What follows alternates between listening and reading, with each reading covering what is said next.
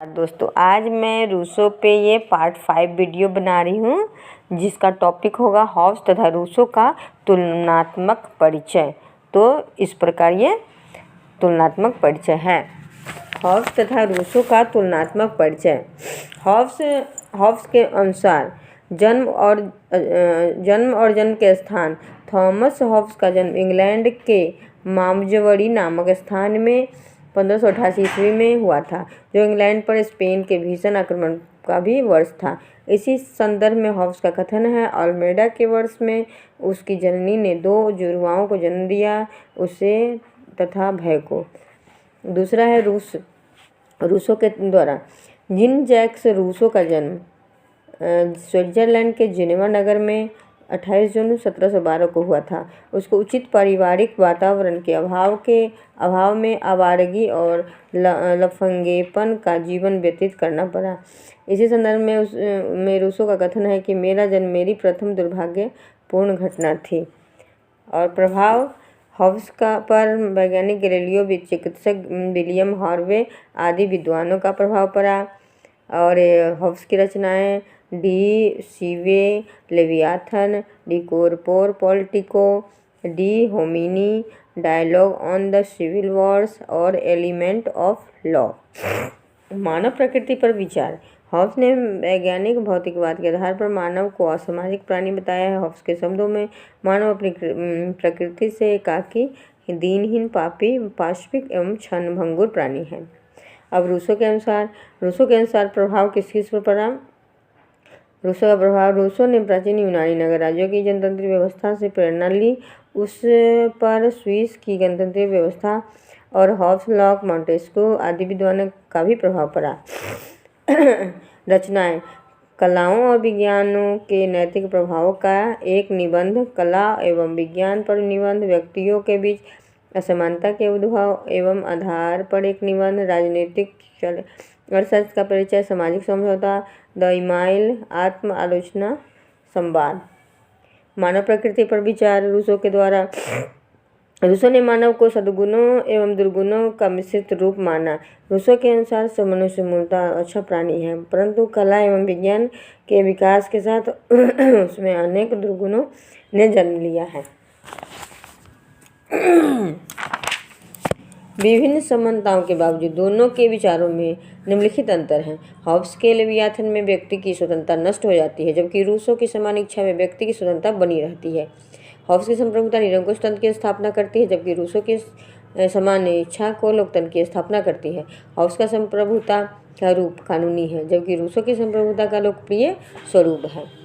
Hobbs का संप्रभु एक व्यक्ति या एक व्यक्ति समूह, जबकि रूसो का जन समुदाय है। हॉब्स का राज्य केवल शक्ति पर आधारित है, जबकि रूसो का राज्य न्याय और नैतिकता पर आधारित है। इस प्रकार हॉब्स एवं रूसो की संप्रभुता में आधारभूत अंतर है। इसी कारण वाहन ने कहा था कि रूसो की समान इच्छा हॉब्स तथा सीसकटा लेवियाथन है। सामाजिक समझौता के सिद्धांत की आलोचना। सामाजिक समझौते का सिद्धांत इतिहास नहीं बल्कि तर्क का परिणाम है, जो इन बातों को स्पष्ट करने के लिए प्रस्तुत किया गया था कि राज्य क्यों अनिवार्य है। 19वीं शताब्दी के उत्तरार्ध में सामाजिक समझौते के सिद्धांत का महत्व घटने लगा। सर्वप्रथम इस सिद्धांत का खंडन अंग्रेजी दार्शनिक ह्यूम ने किया। ह्यूम के अनुसार शासक और शासित के संबंध के आधार के रूप में समझौता असंगत है तथा इसका कोई ऐतिहासिक प्रमाण नहीं मिलता है।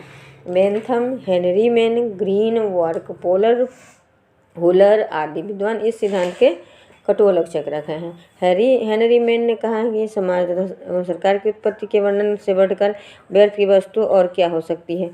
बेल्टजली ने सामाजिक समझौते के सिद्धांत को अत्यंत भयंकर, ग्रीन ने कपोल कल्पना और वुलजे ने सरासर झूठ बताया है। वाहन के अनुसार सामाजिक समझौता सिद्धांत न तो इतिहास को ही समझने का उचित साधन है और न ही किसी ठोस राजनीतिक दर्शन का उदाहरण है।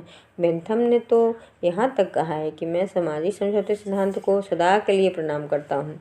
अच्छा है वही लोग इसमें अपना समय बर्बाद करें जिन्हें इसकी आवश्यकता है। सामाजिक समझौते सिद्धांत की आलोचना ऐतिहासिक, दार्शनिक और वैधानिक 3 आधारों पर की जाती है। ऐतिहासिक दृष्टिकोण के अनुसार ह्यूम के शब्दों में इतिहास में इस तरह का कोई प्रमाण नहीं मिलता है कि प्राकृतिक अवस्था में मनुष्य ने समझौते द्वारा राज्य की स्थापना की। प्राकृतिक अवस्था में लोगों के राजनीतिक चेतना का अभाव था, अतः आपस में समझौता करने की बात सोचना निरर्थक प्रतीत होता है। दार्शनिक दृष्टिकोण के अनुसार व्यक्ति राज्य का उसी प्रकार सदस्य है जिस प्रकार परिवार का, जबकि सामाजिक समझौते के सिद्धांत के अनुसार व्यक्ति और राज्य का संबंध व्यक्ति की इच्छा पर निर्भर है। वर्ग के अनुसार राज्य मनुष्य का बनाया हुआ खिलौना नहीं है और न वह कोई व्यापारिक कंपनी है कि लाभ के लिए हम उसका सदस्य बनते हैं और फिर लाभ न होने पर त्याग देते हैं। उपयोगितावादी विचारकों में बेंथम ने इस विचार को पूर्णतः काल्पनिक घोषित किया।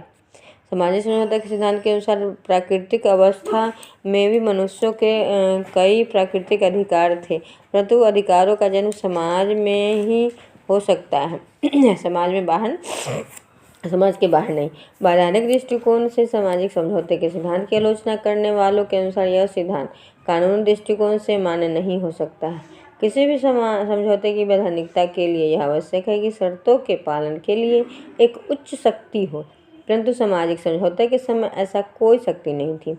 इस प्रकार सामाजिक समझौता सिद्धांत विकृत इतिहास, विकृत कानून, विकृत दर्शन का नमूना है। उपर्युक्त आलोचनाओं के बावजूद राजनीतिक विचारों के इतिहास में यह सिद्धांत अत्यंत महत्वपूर्ण स्थान रखता है। मैकाइवर के अनुसार ऐतिहासिक दृष्टि से इस सिद्धांत ने राज्य की उत्पत्ति के संबंध में उन असंख्य तर्कों को समाप्त कर दिया जो धार्मिक ग्रंथों की त्रुटिपूर्ण व्याख्याओं पर आश्रित थे और राज्य को दोबारा एक सच्चे आधार पर आश्रित कर दिया। सामाजिक समझौते के सिद्धांत का सर्वाधिक महत्वपूर्ण योगदान यह था कि इसने 17वीं शताब्दी के पूर्व प्रचलित दैवीय सिद्धांत का खंडन किया और राज्य सत्ता के लिए भूमि तैयार की।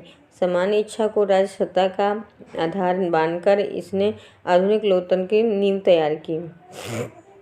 मैकफर्सन के अनुसार हॉब्स, लॉक, रूसो का सामाजिक समझौता सिद्धांत उस सर्वा चिंतन का प्रतीक है जिसने पूंजीवादी व्यवस्था को सर्वमान्य नियम के रूप में देने का प्रयत्न किया। कुल मिलाकर यह कहा जा सकता है कि सामाजिक समझौते का सिद्धांत राज्य संबंधी उदारवादी धारणा का आरंभ था जो बाद में लोकतंत्रीय प्रणाली की स्थापना में सहायक हुआ।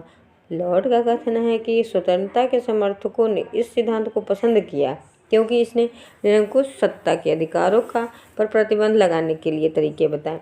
इस सिद्धांत का एक महत्व इस कारण भी है कि आधुनिक औद्योगिक समाज में व्यवस्था का आधार कानूनी समानता पर आधारित अनुबंध द्वारा निर्धारित संबंध हो।